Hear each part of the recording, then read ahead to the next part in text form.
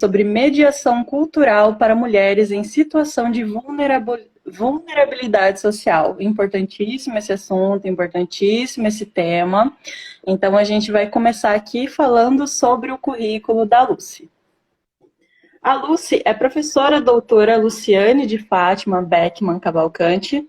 Ela é docente do Departamento de Ciência da Informação e do Programa de Pós-Graduação em Ciência da Informação da Universidade Estadual de Londrina. Ela é vice-coordenadora desse programa também. Ela possui mestrado e doutorado em Ciência da Informação pela Unesp, Marília. Atua como líder do grupo de pesquisa de informação, conhecimento e cultura em múltiplos ambientes pelo InfoCult, tá? Lucy, muito obrigada por ter aceitado o nosso convite, por falar desse assunto importante com a gente, tá? Você vai ter um tempo bem longo para poder explanar esse tema, depois a gente vai jogar as perguntinhas que o pessoal foi jogando no nosso direct ali durante a semana, tá?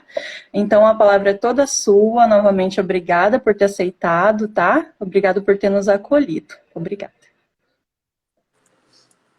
Muito obrigada a vocês, né, pelo convite. Boa tarde para todo mundo que está por aí. Um abração para todos e todas, um beijo também. Fiquei muito feliz com o convite, né? Acho que vocês entraram em contato comigo lá por agosto, né? Se não me engano. E é muito bom poder compartilhar com vocês um pouco dos meus temas de pesquisa, né? Dos temas que eu trabalho no grupo de pesquisa. Especificamente, eu não tenho nada assim publicado a respeito de vulnerabilidade social, por exemplo. No entanto, esse é um tema que a gente percebe que ele permeia indiretamente as temáticas de pesquisas que são realizadas também no meu grupo de pesquisa, uma vez que a gente atua ali com centros culturais, bibliotecas comunitárias, né? Inclusive, eu tenho uma orientanda, a Bárbara Colono, acho que ela está por aí, né? E ela estuda a questão do feminismo, né, da mediação da informação voltada ao feminismo em bibliotecas comunitárias. E ela quer trabalhar com isso também num grupo de mulheres nas regiões de Londrina, né, também para verificar isso. E, obviamente, que isso perpassa aí alguns elementos vinculados às questões da vulnerabilidade social, né. Então, hoje, o que eu pensei de fazer aqui com vocês, né, é justamente não trabalhar um elemento conceitual, uma vez que não é um domínio da minha área, os conceitos vinculados à vulnerabilidade social, tendo em vista que são vastos esses conceitos, né? Eles são trabalhados em várias esferas do conhecimento.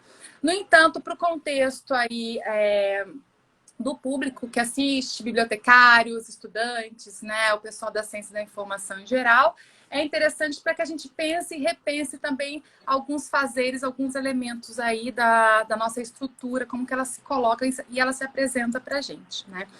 Bom, então falar sobre vulnerabilidade, principalmente a questão da vulnerabilidade que envolve as mulheres, é muito importante por eu mulher também, e por eu já ter passado por situações que permeiam as questões de vulnerabilidade entre as mulheres, né? Embora, dentre aos preceitos que envolvem a vulnerabilidade, eu não esteja incluída, né, no sentido daquelas que não têm assistência, daquelas que faltam recursos informacionais, por exemplo, mas no que tange aos elementos de assédio, de violência de gênero, essas questões, toda mulher, acredito que as mulheres que estão presentes aqui, né, passam, né, já passaram. E uma hora ou outra vão acabar, infelizmente, passando, porque a gente vive numa sociedade que é pautada em princípios patriarcais, né? Então, para a gente começar a discutir aqui, pensar em vulnerabilidade social é pensar o que é ser vulnerável, é estar à mercê, né? Estar suscetível às coisas acontecerem a você, né? E a vulnerabilidade social, ela está atrelada a esses elementos, a falta de estrutura que as pessoas têm, né? A falta de elementos essenciais que permitam o desenvolvimento das pessoas em sociedade, né? E dentro dessa vulnerabilidade existem vários outros tipos, né? A gente tem as mulheres, por exemplo, que têm vulnerabilidade em relação à informação para as questões de educação sexual e reprodução, né? Muitas mulheres, por exemplo, não entendem e não sabem, por exemplo, que elas têm direito a fazer um aborto legal e seguro se elas passam por um processo, né, de estupro, se elas passam por uma violência, se elas têm um problema na gravidez, né, que envolve o risco da sua vida, no caso. E a gente viu recentemente aí, né, que foi aberta uma portaria em relação a essa questão, que só vulnerabiliza mais as mulheres e pressiona mais as mulheres a não lutarem pelo seu direito, né? Que foi a questão que o Ministério da Saúde colocou uma emenda em que as mulheres, por exemplo, têm que ver a ultrassonografia do feto antes de fazer um procedimento de aborto legal, né? O que vai induzir a mulher a pensar e refletir para não ter aquele comportamento, digamos assim. São dos pontos que a gente pode pensar. E faltando acesso à informação para as mulheres nesse sentido, obviamente elas ficam sem lutar, sem elementos para lutar pelos seus direitos, para lutar pelas questões que as tornam mulheres na sociedade de fato, né? Que, na verdade, a sociedade não enxerga as mulheres. Na verdade, a sociedade descriminaliza muito as mulheres. A gente tem aí no relatório da ONU que as mulheres ainda enfrentam uma desigualdade imensa, né? De acesso a emprego, acesso à educação. Existe uma disparidade muito grande, né, de salários entre homens e mulheres, por exemplo, né? Isso eu falo das classes ditas um pouco altas, assim, né? Imagina as pessoas que não têm acesso nenhum a recursos e estruturas sociais, né? O quanto que essas mulheres, no caso, que tem que sustentar uma família, que tem que trabalhar, que tem vários outros processos de não estrutura na sua conjuntura, né? De interlocução social, o que isso pode acarretar, né? Então, eu trouxe aqui para a gente pensar em como que essa herança cultural, já que a gente vai falar de mediação cultural, como que essa herança cultural patriarcal já condiciona também as mulheres para essa questão da vulnerabilidade social, que essa vulnerabilidade, obviamente, ela vai estar aí intrínseca aos elementos das conjunturas socioeconômicas que se colocam para a gente, né? A gente tem aí as transformações da sociedade, elas causam, obviamente, elementos antagônicos, né? A gente vê uma disparidade social muito grande entre as classes, né? A gente vê um indivíduo cada vez mais vulnerável pela precarização do trabalho, pelas questões econômicas, pelas questões sociais. Então, tem um autor que eu conheci estudando, na verdade, né, sobre a questão da vulnerabilidade para fazer essa apresentação para vocês, que é o Robert Cassel. É um sociólogo francês, ele distribui a vulnerabilidade em dois grandes eixos, um econômico e um social. E aí, dentro desses eixos, ele fala que o econômico está ligado justamente a essa questão da precarização do trabalho, das privações materiais, porque se você não tem recurso, você também não tem como adquirir insumos para a sua subsistência. E isso, obviamente, vai atrelar em outro elemento, que é o social, que você acaba tendo um distanciamento social, no sentido de distanciamento social. O que eu posso ter, a outra mulher também tem o direito de ter, entende? Então, esses elementos, eles são elementos que causam outros fatores, outras ramificações de vulnerabilidade que se inserem às mulheres, né? Aí eu trouxe aqui, vocês me permitem ler alguns pontos só, alguns dados da ONU que eu verifiquei de 2017, né? Que quase três vezes as mulheres 3 vezes mais elas ficam, né? Que os homens, por exemplo, cuidando de casa, cuidando de parentes. Então, elas têm trabalhos domésticos, trabalhos para cuidar das pessoas. O mercado de trabalho também, 50% das mulheres têm menos chances de emprego que os homens, né?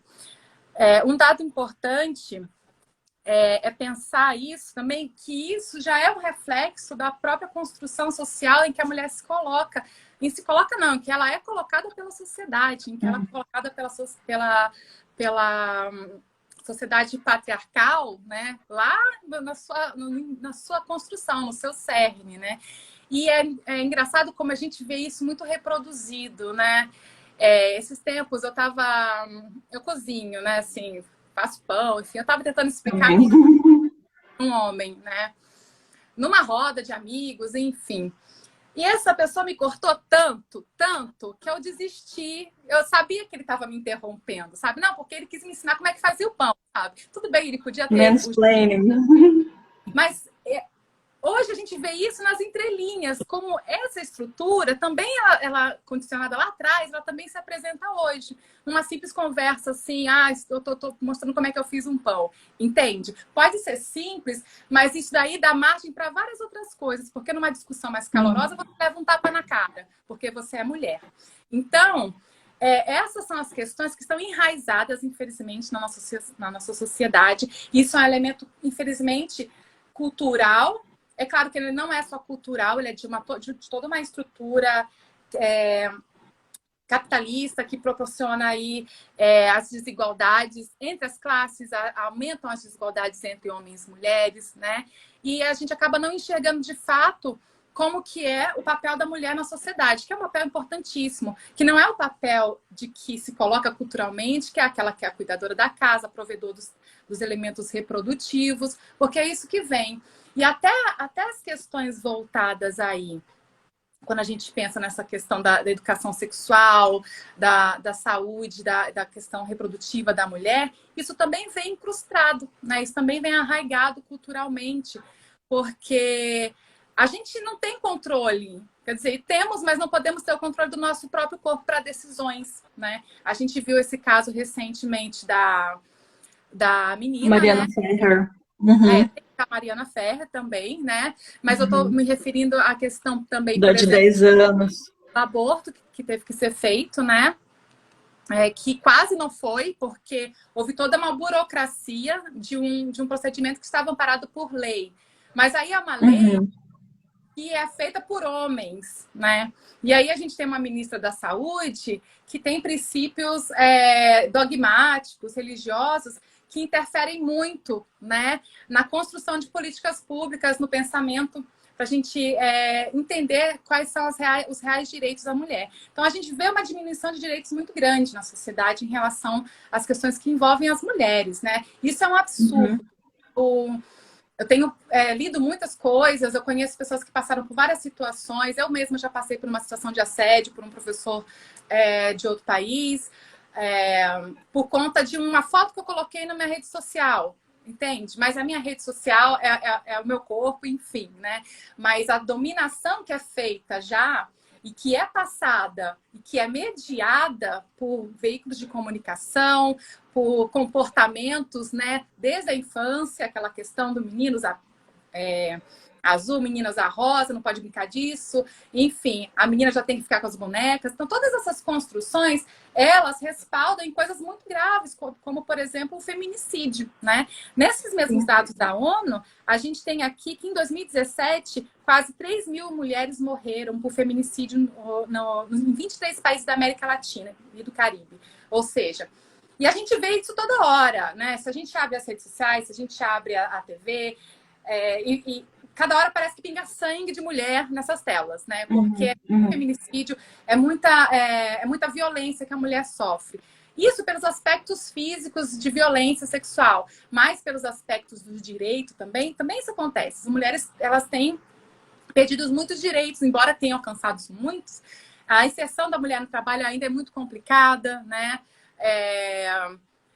A sobrecarga de coisas que, por exemplo, a mulher engravida, por exemplo, decide ter um filho, mas na sua casa, por exemplo, ela não tem o apoio da família, não tem o apoio do companheiro, muitas vezes é abandonada pelos companheiros. Então, tudo isso é fruto de um sistema que propicia essas desigualdades e de um elemento cultural que vem lá de trás, né? A questão é como que a gente trabalha isso, né? A questão é como que a gente percebe esses elementos no nosso próprio seio familiar, no nosso próprio seio de trabalho, né? Porque eles estão ali, né?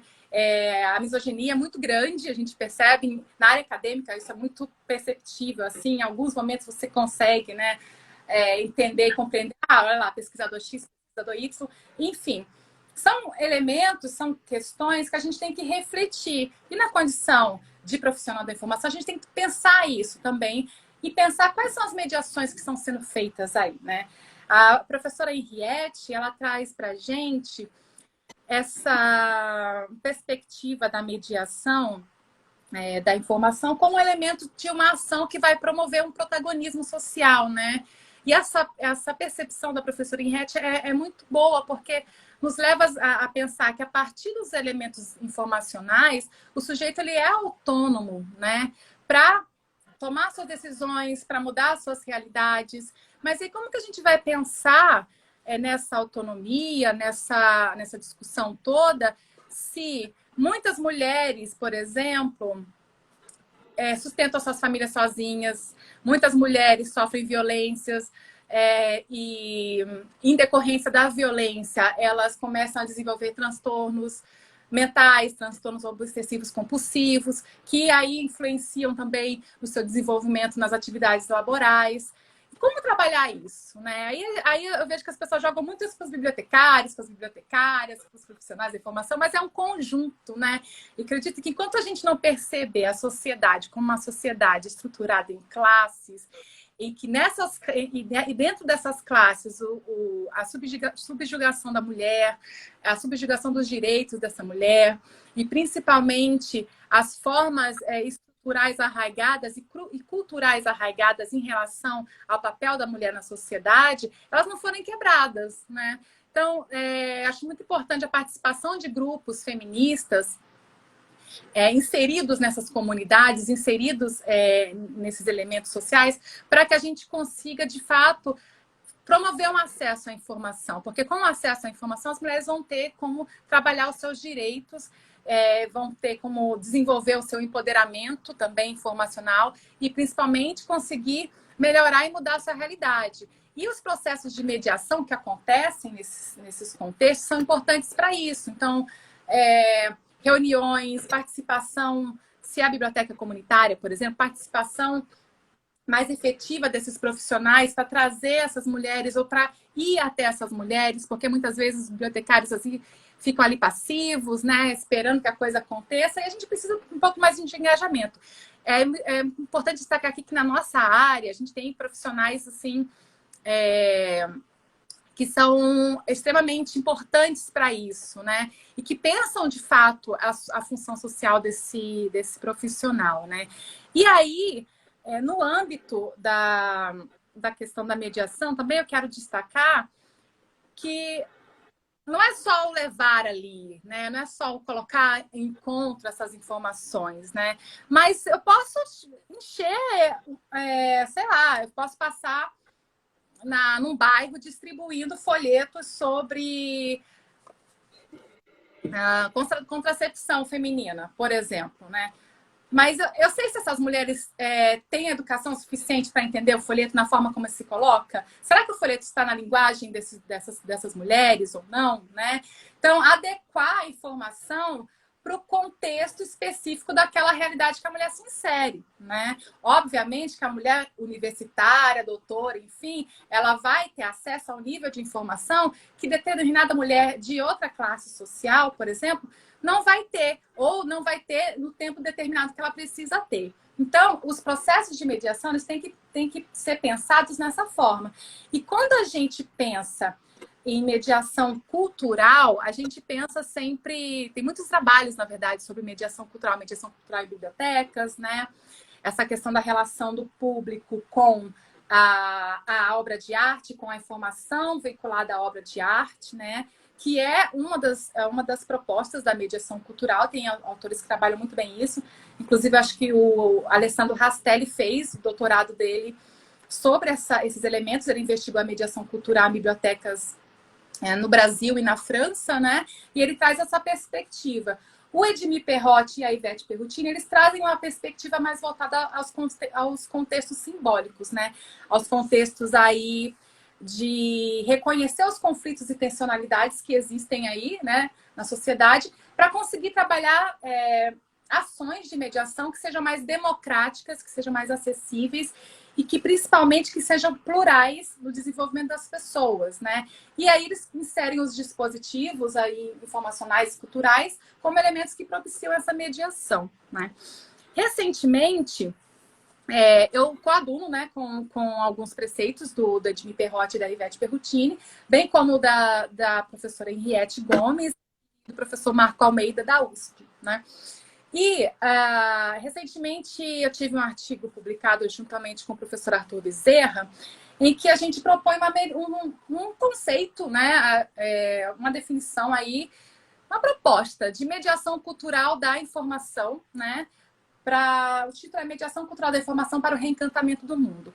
Nesse texto, a gente trabalha aí os elementos da mediação cultural da informação vinculados às questões de um processo de tradução, né, que é promovido, que é proposto pelo Boaventura Souza Santos, que trabalha justamente colocar os elementos culturais que são diferentes, mas que têm pontos em comum para se entender o fenômeno, né? E aí, nesse artigo, a gente aborda isso a partir de um olhar para a ciência, né? Como a ciência também pode conversar com elementos científicos e com elementos tradicionais. Vou dar um exemplo, uma medicina dita tradicional, né? Dita científica, enfim, né? Ginecologia, tem os médicos, tem lá, você tem que tomar anticoncepcional, tarará, tarará. Tá, isso é estudado, isso tem princípios, isso seguia um processo, né, científico e tem um rigor metodológico também. Mas a gente tem a ginecologia natural, por exemplo, que trabalha outros aspectos a partir de conhecimentos do estudo de plantas, a partir das vivências da mulher com o corpo e da experienciação da mulher com o próprio corpo, que também traz os mesmos elementos que a ciência lá da ginecologia que a gente vai lá no médico, por exemplo, né? Então, quais são os elementos culturais que estão presentes aí, que são conjugados, que podem ser utilizados de uma forma conjunta, né? Então, dentro desse texto, a gente trabalha alguns elementos assim, né? Mais voltados para a pesquisa e para o âmbito acadêmico. Mas não vou ficar dando spoiler demais, né? Fiquem à vontade para acessar o texto, tá lá na revista Encontros Bíblicos, né? Faço já aqui o meu merchan.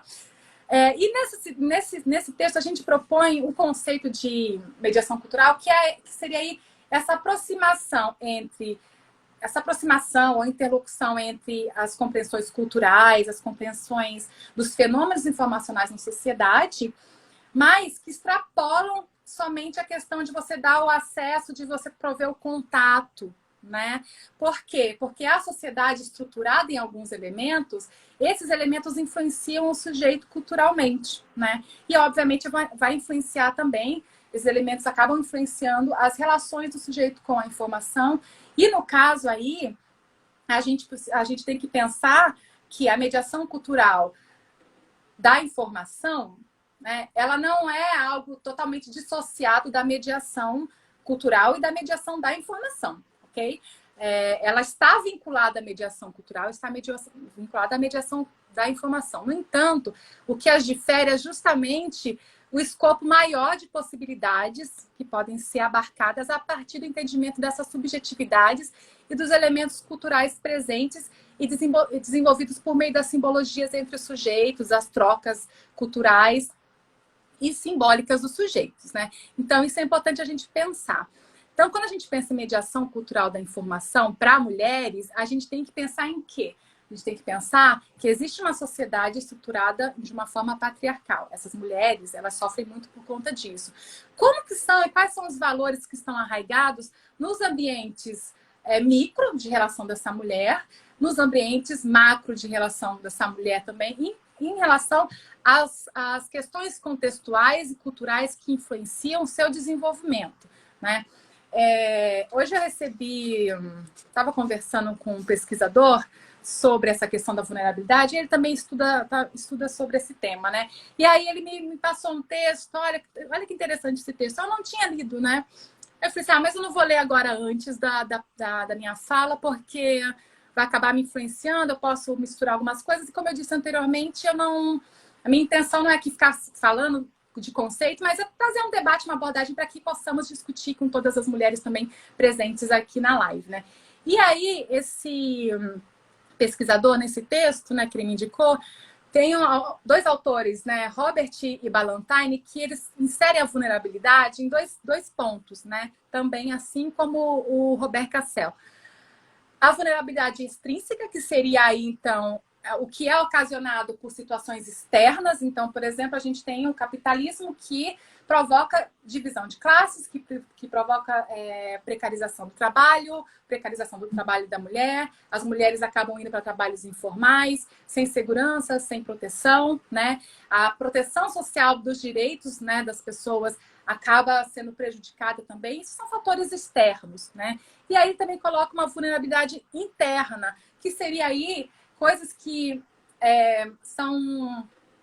surgem das pessoas, ou estão inerentes às pessoas. Por exemplo, se eu tenho um problema de saúde que me dificulta o entendimento de algumas coisas, se eu tenho algum problema cognitivo, ou se eu sou muito idosa e eu dependo de outras pessoas para isso, eu sou um bebezinho, eu dependo de pessoas para estar no mundo no sentido de desenvolvimento. Então, essa vulnerabilidade intrínseca seria algo que está com o sujeito, né? Então, às vezes, tem tudo. Tem a vulnerabilidade que é extrínseca e a pessoa já tem esse elemento de vulnerabilidade intrínseca e isso tudo junto se transforma numa bola em que a gente não consegue trabalhar, de fato, quais são os elementos importantes aí que devem ser desenvolvidos e priorizados. Por isso, a falta de informação, por isso a falta de desenvolvimento de políticas mais efetivas. Não adianta você ter uma lei Maria da Penha, não adianta você ter um código penal que te auxilie se a mulher que tem as provas, tem sêmen na calcinha dela, tem o vídeo do cara saindo com ela, tem provas, tem testemunhas, ele é inocentado e ela fica com toda essa... Por falta de provas. Ela fica com toda essa... Porque a mulher se culpa, né? Então a mulher vai carregar esse estigma para sempre na vida dela, porque o cara que a estuprou tá ali. Por quê? Porque ele tem uma condição social que o faz, né?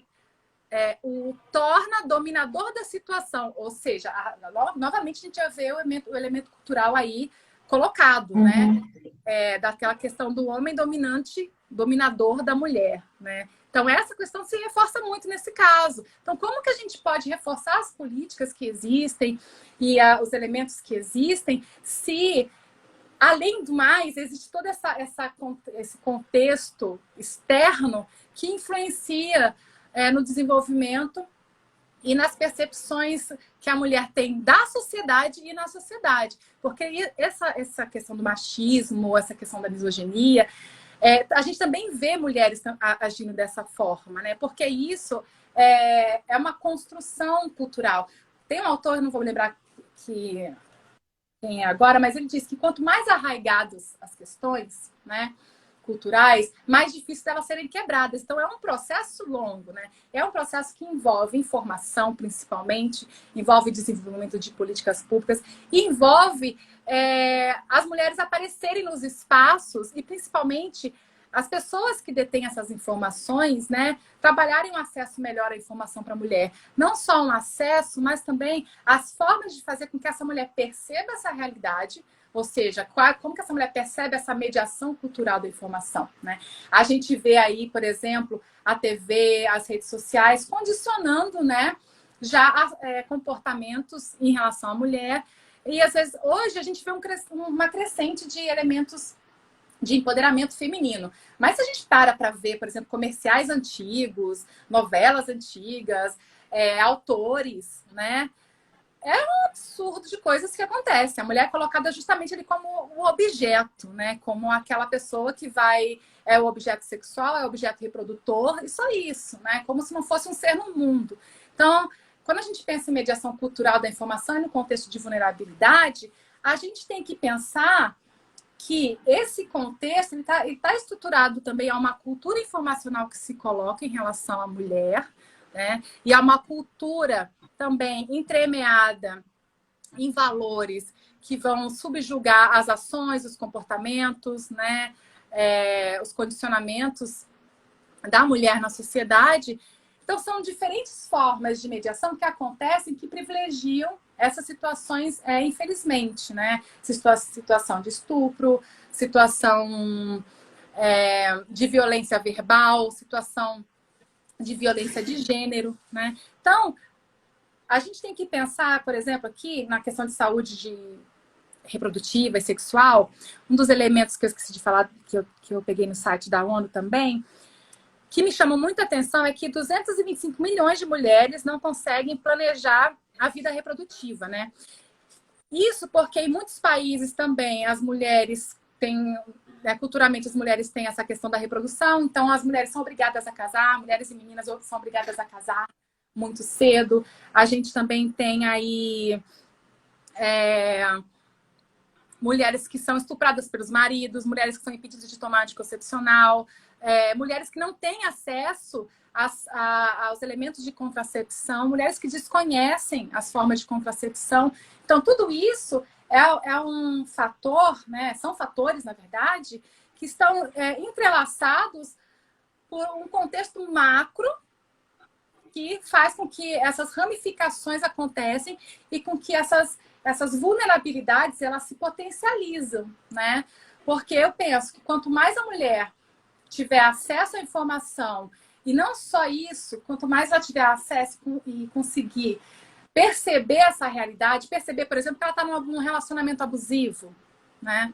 Isso também é cultural, porque se cria um estigma de dependência daquela pessoa, no sentido afetivo. Isso também é um elemento cultural que vem dessas questões atreladas ao desenvolvimento sociocultural, né, em que as mulheres estabelecem relações. Então, é muito importante que a gente pense e repense também as nossas ações, nós mulheres também, o que a gente pode fazer para melhorar isso, né?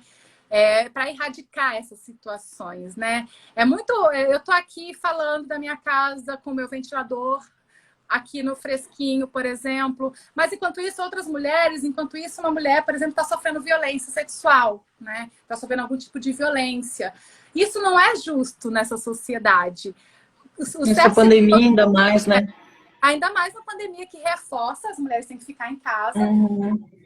Os casos de violência contra a mulher na pandemia aumentaram muito, né?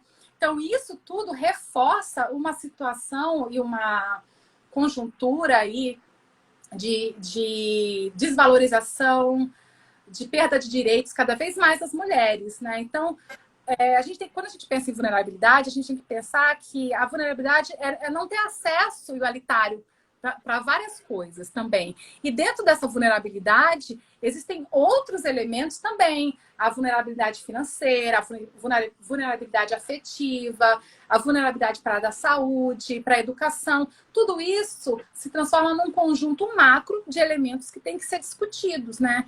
E é importante, por exemplo, que a ciência da informação aborde isso, né? A gente tem a professora Elisete Vitorino, que trabalha essas questões de vulnerabilidade voltadas aí a partir da competência em informação, né?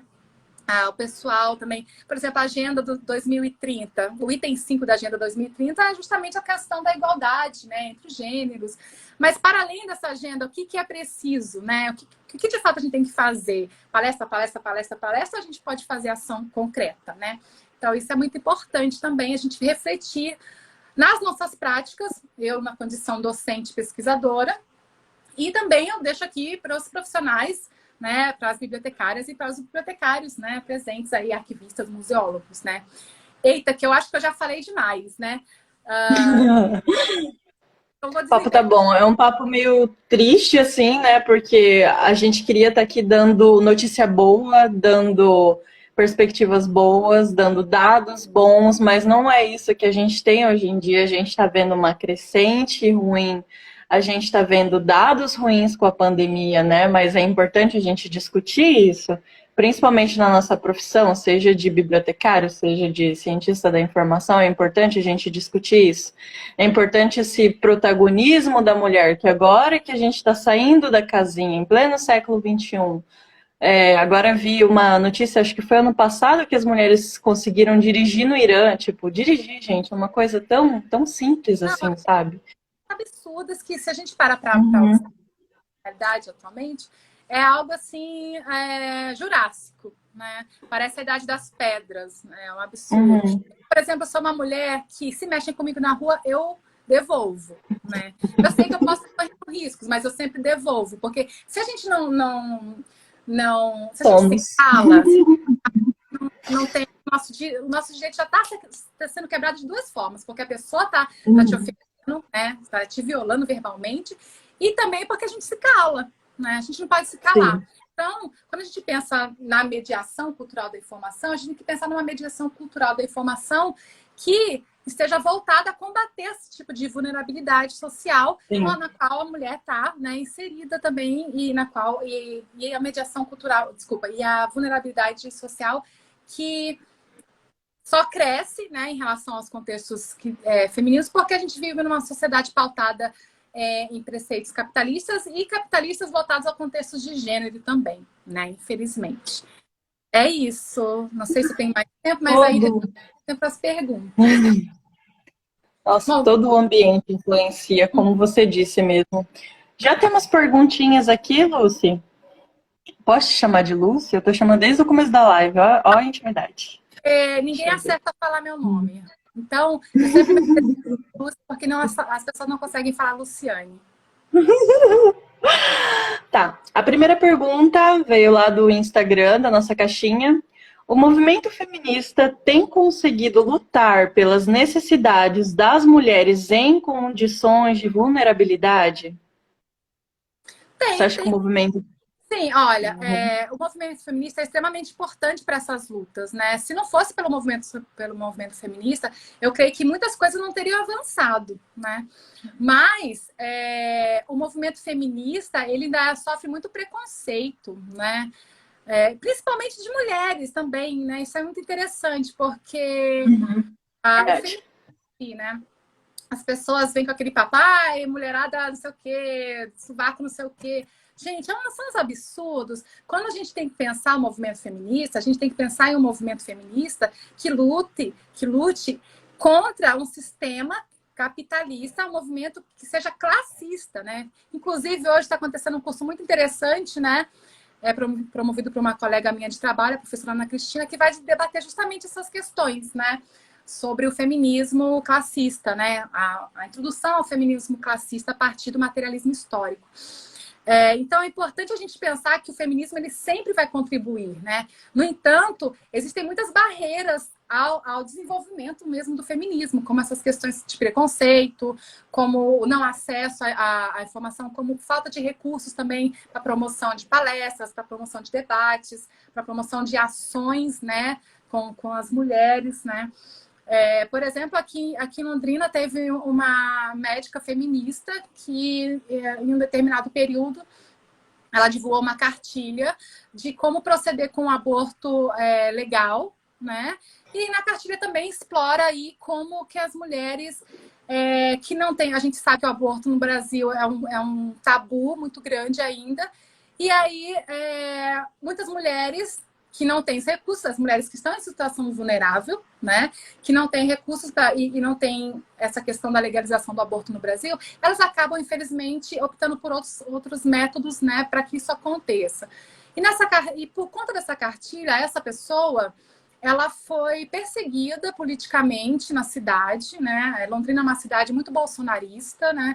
É uma cidade que tem um elemento conservador muito forte. Então ela foi perseguida por 2 anos, ela teve vários problemas nesse sentido, né? Mas assim, ela é uma pessoa feminista que está trabalhando uma informação que é uma informação para a vida de uma mulher, né? Que é uma informação para evitar que mais mulheres morram por conta de abortos que são feitos de formas ilegais, né? E ela sofreu uma pressão por isso, judicial também, né? É uma questão política por conta desses movimentos e uma questão judicial também, né? Então, veja só, isso é uma pressão em cima de um movimento, de uma pessoa que atua de um lado do feminismo, né? Então, mas embora existam essas questões, o feminismo, ele, obviamente, vai sempre contribuir, né?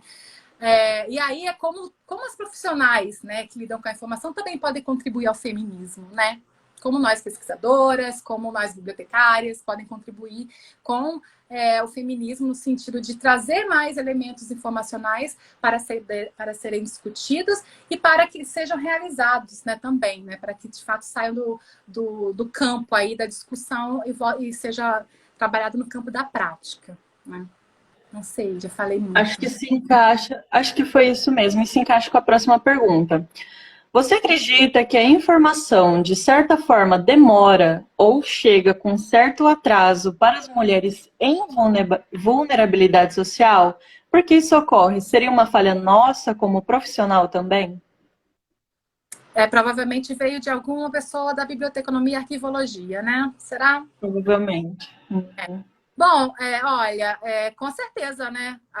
Assim, a nossa sociedade ela é estratificada, né? E, obviamente, que a informação que eu recebo aqui não vai ser a mesma informação que vai chegar lá nas mulheres da Zona Norte de Londrina. né? E aí, embora exista todo o sistema de bibliotecas, né, embora existam centros culturais espalhados, bibliotecas que estão inseridas na comunidade, que são ramificações de uma biblioteca pública, por exemplo, muitas vezes é só uma instituição ali. De fato, o que o bibliotecário... Tem que ter uma autocrítica. O que a bibliotecária está fazendo ali, o bibliotecário está fazendo de fato para que essa informação chegue a essas pessoas e para que essas pessoas entendam de fato essa informação, né? A Bárbara, a minha orientanda, ela tem na proposta de TCC, que infelizmente não vai ser possível fazer, né? Ela queria propor uma ação de mediação também com as mulheres, né? Por conta da pandemia não vai ser possível fazer isso, né? Mas ela ia propor uma ação de mediação com as mulheres, né? Que estão vinculadas à biblioteca comunitária, né? Nessa região, na região norte de Londrina, para isso. Mas mesmo assim, a gente tem sempre que se alertar para a forma como a coisa vai ser feita, e para o modo como vai ser feito também. Por isso que a gente tem que conhecer, de fato, essa mulher, né? A gente tem que conhecer a estrutura em que ela se insere, né? Econômica, a estrutura emocional que essa mulher tem, né? Então, muitas vezes, não é só ir fazer a ação, mas antes da ação, outros elementos têm que ser trabalhados, porque aí a informação não vai chegar, né? E, de fato, a informação muitas vezes não chega, né? Por exemplo, obviamente que depois que a gente amadurece, tem uma certa idade, a gente vai ficando mais, assim, cabreira das coisas, né? Então, sempre quando eu vou aos médicos, eu pergunto para os médicos, eu pergunto muitas coisas, né? E aí eu fico pensando, gente, eu, professora universitária, com todas essas dúvidas, será que a mulher que vai lá no postinho fazer o Papa Nicolau, ela sabe que ela, por exemplo, ela pode fazer uma captura híbrida no Papa Nicolau para saber se ela tem o vírus do HPV e que tipo de vírus que ela tem, né? Isso não é passado. Por exemplo, isso não me foi passado quando eu comecei a ir em ginecologista. Esse tipo de informação não era passada. Mulher, então, agora você tem uma vida sexual ativa, então você tem que fazer Papa Nicolau. Aí, na época, eu fui ao médico e tudo mais, mas em nenhum momento é explicado para a mulher. Eu lembro desse processo, não se explica para a mulher, olha, serve para isso, para aquilo, né? Não se faz essa questão, né? Então, aí já é a falta de informação chegando na mulher, né? Hoje, obviamente, que eu tenho conhecimento sobre várias coisas, porque eu sou uma pessoa muito curiosa. Então, hoje eu estou estudando um pouco de ginecologia natural, né? E aí eu fico refletindo, gente, será que as mulheres entendem? Será que as mulheres sabem que elas precisam de outros tipos de informação, além de saber que tem que fazer o Papai Nicolau todo ano, que elas sabem que elas podem fazer? Mas, por exemplo, esse exame que eu falei, captura híbrida, não é um exame que pode ser feito é um exame só particular, né? Mas era um exame que tinha que ser um direito da mulher fazer também no sistema público de saúde, né? Porque isso ajudaria muito na redução de casos de câncer do colo do útero, né? Então, veja bem, esse é o tipo de informação que não vai chegar e que não chega, né? Mas não chega por esses fatores estruturais que eu falei anteriormente, e também não chega porque tem essa questão de que a mulher, na sua determinada condição social, né? Que eu não quero ficar fazendo julgamentos, eu não quero ficar fazendo, não julgamentos, mas eu não quero ficar estereotipando ou generalizando nada, né? Mas dependendo do contexto em que essa mulher se insere, a preocupação maior dela vai ser comer, talvez, né? A preocupação maior dela vai ser sustentar uma família. A preocupação maior vai ser como que eu vou viver o dia de amanhã, como que eu vou passar por esse trauma, né? Então, a preocupação está lá, eu vou lá no postinho e vou encher o médico de perguntas. Então, são vários elementos que a gente não pode pensar de uma forma simples, né? E aí, a gente não pode pensar isso também, quando a gente pensa nas práticas profissionais aí, né, em relação à informação, a gente tem que justamente levar essa discussão. Gente, eu tenho um estudante que ele faz algumas ações, né? O Leandro Caldino. Ele faz algumas ações na zona norte de Londrina, que é uma zona mais periférica, mais distante, digamos, né? Da cidade, assim. E ele trabalha, ele vai lá, coloca um carrinho com som e começa a trabalhar rap com as pessoas e chama atenção, né? Então, ações vinculadas a outras pessoas, a outras instituições também. há outras formas, né? A arte para levar informação, né? A cultura para levar informação de uma forma que não seja aquela coisa maçante, de uma forma que também faça parte daquele ciclo, né? Daquele ciclo que a pessoa se relaciona. Ou seja, se a mulher não se sente pertencente àquele ambiente, obviamente que ela não vai conseguir informação daquele ambiente. Então, essa questão do pertencimento também é muito forte, né? Se você não se sente confortável em determinada situação, por exemplo, eu fico quieta, eu não vou, né, me abordar, me expor, né? Mas, obviamente, porque eu não estou me sentindo, não me sinto pertencente àquele espaço. Então, isso também é um elemento, né? Pertencimento, formas de entender os contextos. Por isso que no campo da biblioteconomia é muito importante estudar essa comunidade, né? Estudar esse usuário, né? Embora os estudos de usuário eles sejam trabalhados de outra forma, enfim, né? Mas basicamente isso. Eu acredito que ainda falta muita informação para as mulheres e há muita coisa que se fazer ainda pelos campos aí do profissional, arquivista, bibliotecário, museólogo, enfim. E, na verdade, a gente não pode só colocar esse estigma na conta desses profissionais, né? Tem que ser uma rede interdisciplinar de trabalho, né? Por isso que é importante a gente pensar numa biblioteconomia social com uma questão multidisciplinar de funções, né? E de profissionais também. Eita! Uma perguntinha da CI agora. De que forma a CI tem olhado para a mediação para esses grupos vulneráveis? Você acha que a CI está mais preparada? Ela está mudando? Ela está olhando para esses grupos? Como é que você acha que está? Olha, a ciência da informação tem olhado, né? A gente tem trabalhos aí bem interessantes, né? Na ciência da informação. A gente tem a Natália Romeiro, ela aborda essas questões do feminismo, né? Protagonismo social da mulher, né? A gente vê aí a professora Vitorino. Eu não vou ficar citando tantos nomes, porque existem vários pesquisadores que abordam isso, mas existe uma crescente em relação aos grupos ditos vulneráveis e minoritários, por exemplo, né? Os estudos do professor Arthur Bezerra também, ele tem algumas coisas nesse sentido, né? Em relação às pessoas em situação de rua e também essas questões voltadas aí, vinculadas ao feminismo. Se eu não me engano, a Natália Romero foi orientanda dele, né? No mestrado. Mas, assim, a CI, ela tem uma crescente de estudos. Eu acho que agora desponta mais, né? Algumas questões, principalmente em relação à competência e informação, porque está vinculada essa autonomia do sujeito em relação à informação, né? Que se liga também, se ele tem autonomia, ele vai conseguir ter esse protagonismo social, né? E essa mediação que acontece também, ela pode ser trabalhada de outra forma. Então, tem muitos pesquisadores. A professora Henriette Gomes também traz abordagens interessantes nessa linha. Então, é importante a gente pensar que a CI, ela é uma ciência social, né? Aplicada, que se vincula aí a muitos elementos, né? E aí a gente vê correntes e vínculos teóricos importantes que pesquisadores da ciência da informação trazem de outras áreas para a CI, que nos ajuda a compreender, porque muitas vezes a nossa formação ali, quando a gente vai... Na nossa formação, eu, por exemplo, sou bibliotecária, mas eu não tive uma formação, embora eu tenha estudado numa ótima faculdade, que foi a Unesp de Marília, eu não tive uma formação que me desse um olhar mais social da profissão, que me fizesse compreender essas questões. Isso eu fui aprender quando eu fui me desenvolvendo no meu contexto de pesquisadora. Não sei se eu respondi. Acho que sim, Lucy. Eu estava vendo aqui o tempinho e eu vou fazer mais uma pergunta bem polêmica. Eu estava lendo ela aqui agora.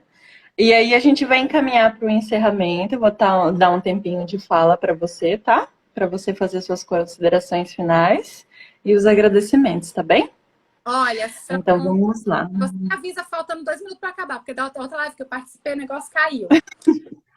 Tá bom. Tá. Sabemos que a profissão é majoritariamente feminina. Nós vemos vários estudos e sabemos disso a olho nu. A profissão, acredito que a pessoa ou seja bibliotecária ou seja da área da CI. Porque apenas de alguns anos para cá vemos o protagonismo da mulher nas questões da mediação, estando frente de eventos, etc. Você acha que uma pessoa... Tá. Sabemos que a profissão é majoritariamente feminina, então talvez seja bibliotecário ou cientista da informação. Vários estudos comprovam isso. Por que apenas de alguns anos para cá vemos o protagonismo da mulher nas questões de mediação estando à frente de eventos e etc. Você acredita que uma parcela da profissão talvez ainda seja machista ou é tipo assim, ainda não queira se pronunciar nesse assunto? Qual a sua opinião? Eita, Diacho, vamos lá. Tenho o quê? 2 minutos para responder isso, né? Isso daí. Peraí, agora é 53, você tem 5 minutos tranquilo aí para responder. Eu creio que ainda há muito machismo na academia, né? Uhum. Há muito machismo em relação à própria. Quando eu falei lá no começo dos trabalhos que a mulher é jogada, então a mulher vai. Cuidar de uma biblioteca é coisa de mulher, né? Isso também já é uma visão que colocam para lá, né? E aí existe um preconceito de homens que são bibliotecários, né? Mas você é bibliotecário, enfim, né? Então, existe sim um preconceito. Eu vejo isso, eu posso falar, me desculpem, é uma opinião que eu tenho, eu vejo isso um preconceito aí em relação à profissão, né? Um preconceito acadêmico. E o fato dos estudos serem recentes, né? Só justifica isso, só justifica uma lógica que no contexto científico também é uma lógica do gênero, né? Que também é uma lógica que prevalece autores, né? Homens, né? Em detrimento de mulheres. E óbvio que isso, eu não vou generalizar porque toda ciência tem a sua característica, mas na ciência da informação a gente vê isso muito fortemente, né? E que bom que esses estudos comecem, recomecem, né? Que bom que as mulheres tenham coragem, de fato, de se mostrar e de se apresentar para a sociedade acadêmica, para a sociedade profissional, né? Justamente para quebrar e romper com essas estruturas aí patriarcais da profissão e, principalmente, romper com os elementos culturais que são vinculados aí aos estigmas da mulher na profissão, né? Então, eu acredito que sim, ainda há um preconceito, tanto na questão profissional quanto na questão acadêmica, né? Enfim, mas isso é uma coisa que a gente tem que discutir, né? A gente tem os eventos, as entidades de classe para isso, né? Então, bibliotecária desse Brasil, vamos colocar a cara no sol, né? Como dizem as pessoas, né? Botar a cara no sol. Acho que dá tempo para a última aqui do Roger. Essa aqui. Qual sua perspectiva sobre o que podemos lidar com esse desgoverno conservador e que se fortalece na ignorância imposta pelo machismo? Tem que lidar com ele, revolução. Não vejo a partir para a rua, porque não há mais o que se fazer, porque a gente tem um sistema judiciário vendido, a gente tem uma estrutura totalmente dominada, né, financeiramente, o que a gente vê uma movimentação muito grande, né, em relação as coisas não acontecerem, e com tudo que está acontecendo não acontece nada, de fato, em relação aos fatos.